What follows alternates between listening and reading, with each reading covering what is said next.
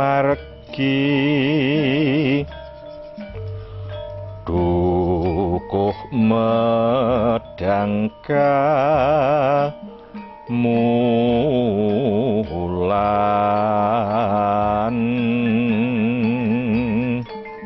apuran sona ngetang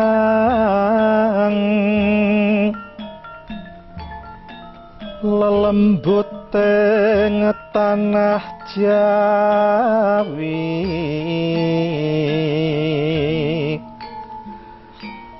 kang rumeksa ing nagara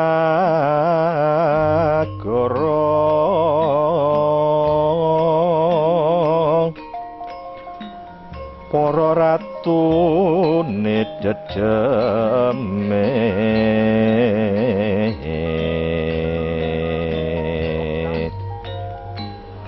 agung sawape ugi yen napal sadaya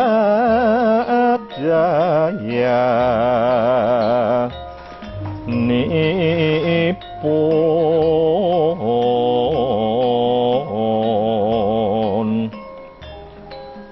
kena ginawe tulak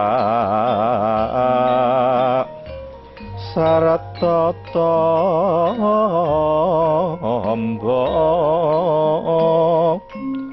wong sakit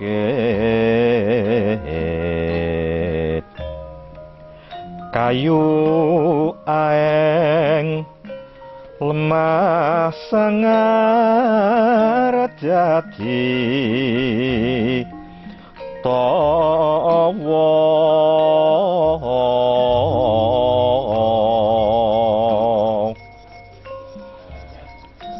kang karyene ngebang wetan durga neluh maos pait lawan raja bau reksa iku ratune dedemet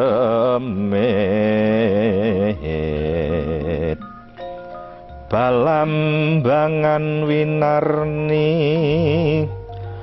awasta sang bala batu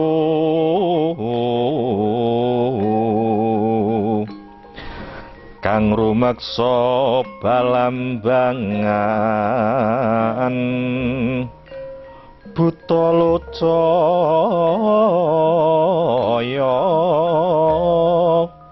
Kediri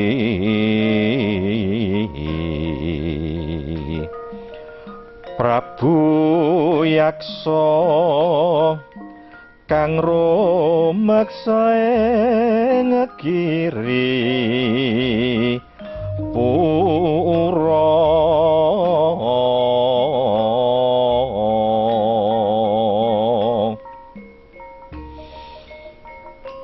dang dahana bakni niraweh Sarasudarma dang dahana bakni niraweh Sarasudarma dang dahana bakni niraweh Sarasudarma dang dahana bakni niraweh Sarasudarma dang dahana bakni niraweh Sarasudarma Rahayu Rahayu Rahayu. Warangan dari bahan asam arsenikum akan membuat lapisan nikel menjadi putih bersih, sedangkan warna besi dan baja menjadi menghitam, sehingga menjadi motif pamor, kontras dan tampak indah.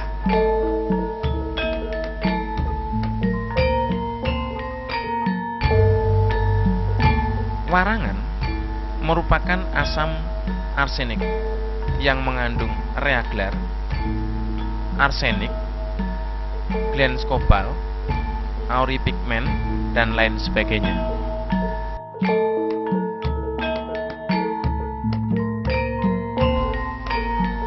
Sedangkan jeruk nipis yang masak mengandung asam sitrun sekitar 7%. Apabila proses mewarangi telah mendapatkan atau menghasilkan motif pamor yang indah, maka dilanjutkan tahap penjamasi, yaitu mengolesi dengan minyak keris.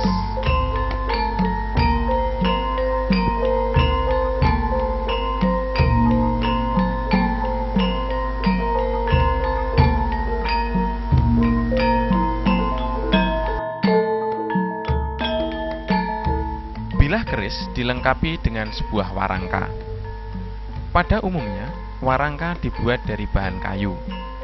Namun demikian, seringkali juga dijumpai warangka dibuat dari bahan-bahan yang diambil dari binatang seperti gading, tanduk, atau tulang. Kayu yang baik sebagai bahan warangka apabila memenuhi beberapa kriteria. Kayu harus memiliki penampilan serat yang indah, tidak mudah retak atau memuai, tergolong jenis kayu yang langka, dan kayu tersebut dipercaya memiliki tuah atau daya-daya magis.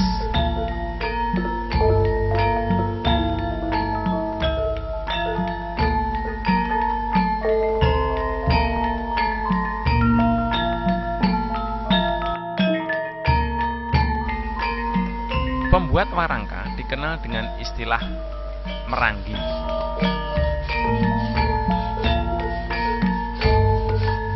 Seorang meranggi dalam membabar sebuah warangka diawali dari proses ngapangi atau membuat bentuk dasar warangka dengan pertimbangan memperhitungkan bagian serat yang indah.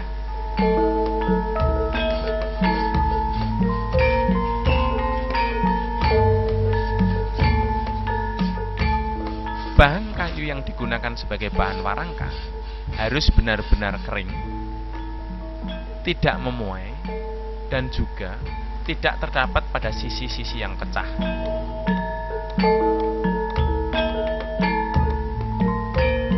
Pengolahan kayu sebagai bahan warangka dapat dilakukan melalui proses perebusan, narang atau pengasapan, ataupun juga dengan cara direndam di air ataupun di tanah.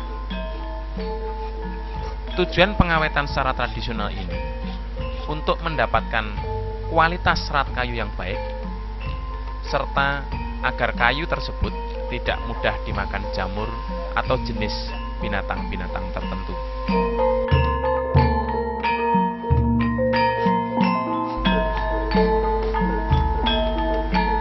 Secara tradisional, warangka seringkali diawetkan dengan menggunakan bahan tepung tulang yang telah dibakar.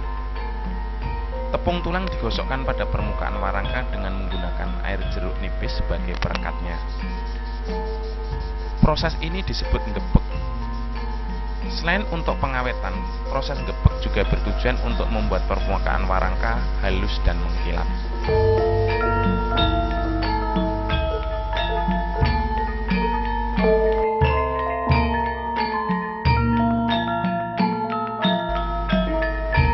Tahap yang sulit dan dibutuhkan ketelitian dan kejelian adalah tahap pemasangan bilah pada warangka.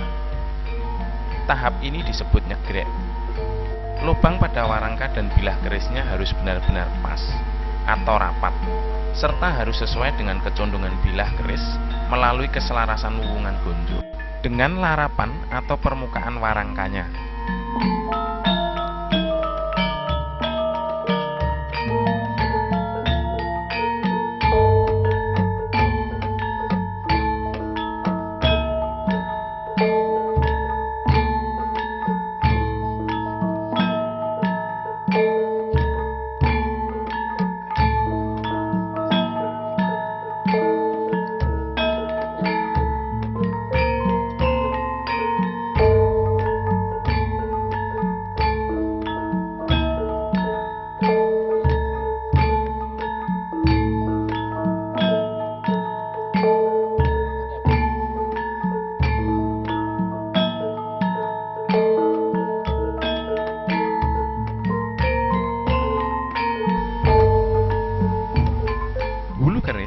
biasa dibuat dari bahan kayu yang memiliki serat padat, keras, dan indah. Selain itu, bulu keris juga biasa dibuat dari bahan-bahan yang diambil dari binatang, seperti tulang, gigi, tanduk, atau gading.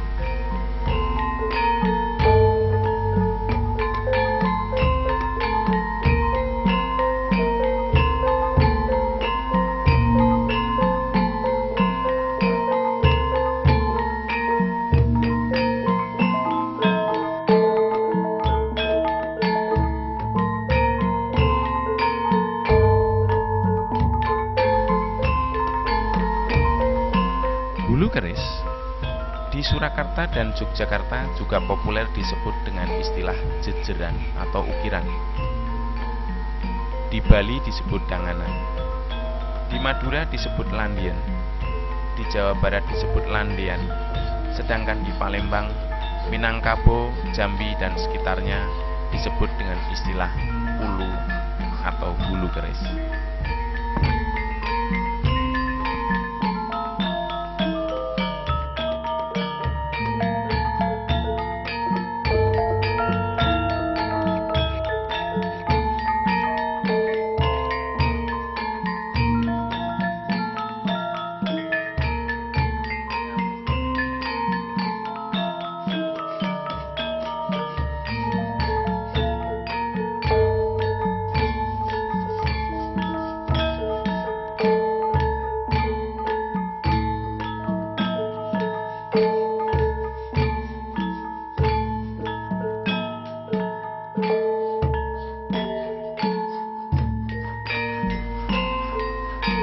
Bulu keris merupakan simbol ruh manusia.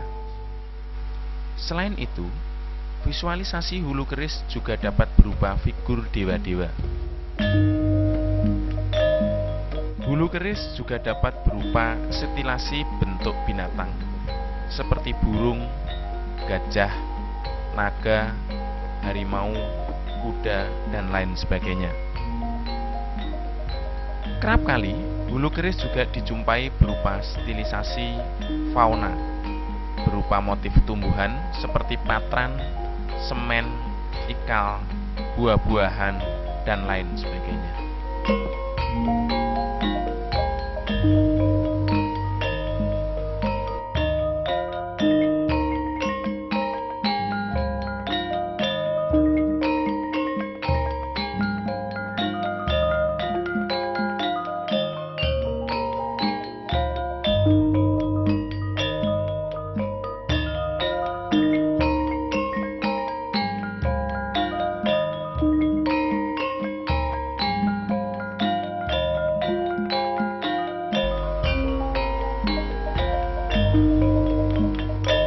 Puncak dari proses pembuatan keris dilakukan dengan upacara penutupan yang berupa kirap. Dalam proses upacara kirap juga dilakukan tirakatan, doa-doa, pembacaan mantra-mantra, merajah keris, melakukan sidikoro, dan lain sebagainya, guna menurunkan daya-daya ilahi agar keris yang dibuat sesuai harapan sang empu, pemesan atau pemilik kerisnya, serta untuk kemaslahatan masyarakat luas. Kirap dilakukan oleh empu dan seluruh panjak-panjaknya, pemesan atau yang akan memiliki keris tersebut, serta masyarakat sekitarnya. Upacara kirap biasanya dilakukan pada malam hari dan dipilih hari yang dianggap baik dan sesuai dengan karakter dan harapan keris tersebut.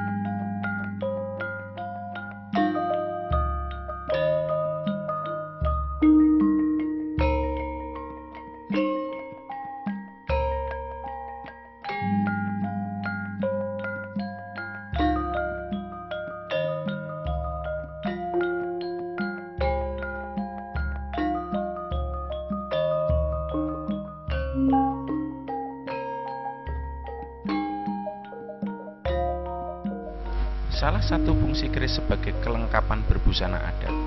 Oleh karena itu, tiap-tiap daerah memiliki tata cara yang berbeda-beda sesuai dengan adatnya masing-masing. Tata cara mengenakan keris dalam busana adat juga disesuaikan dengan jenis acara, tujuan mengenakan keris, usia yang mengenakan keris, serta tingkat strata sosial yang mengenakan keris tersebut. Mengenakan keris pada saat upacara perkawinan yang bersifat formal akan berbeda dengan tata cara mengenakan keris pada acara-acara keseharian. Demikian juga, mengenakan keris pada saat upacara kematian memiliki tata cara yang bersifat khusus. Demikian juga ketika tata cara menggunakan keris dengan tujuan untuk berperang dan lain sebagainya.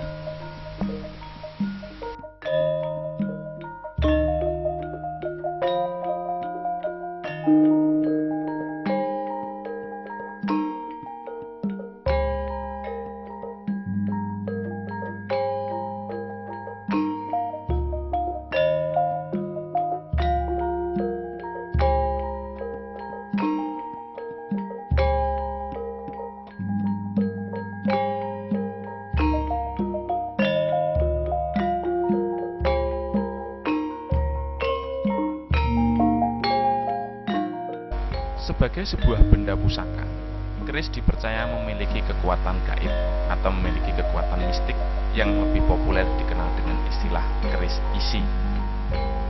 Oleh karena itu, keris seringkali didudukkan sebagai sebuah sarana kelengkapan upacara untuk penolak bala.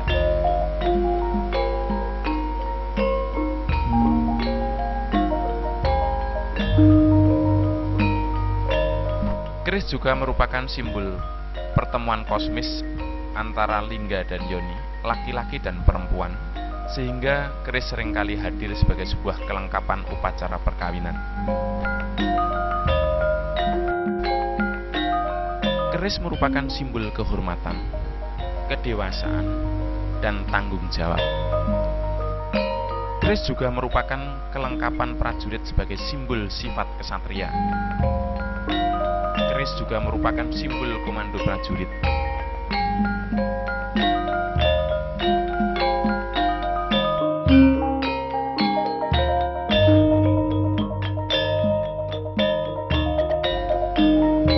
Bagi masyarakat Indonesia, khususnya Jawa, bahwa kesempurnaan hidup sebagai seorang laki-laki adalah ketika memiliki wismo atau rumah sebagai simbol kemapanan, kukilo atau burung sebagai satu simbol hiburan, turonggo atau kendaraan sebagai satu simbol kewibawaan, wanito atau istri sebagai satu simbol untuk keturunan, dan curigo atau keris sebagai satu simbol kehormatan dan perlindungan.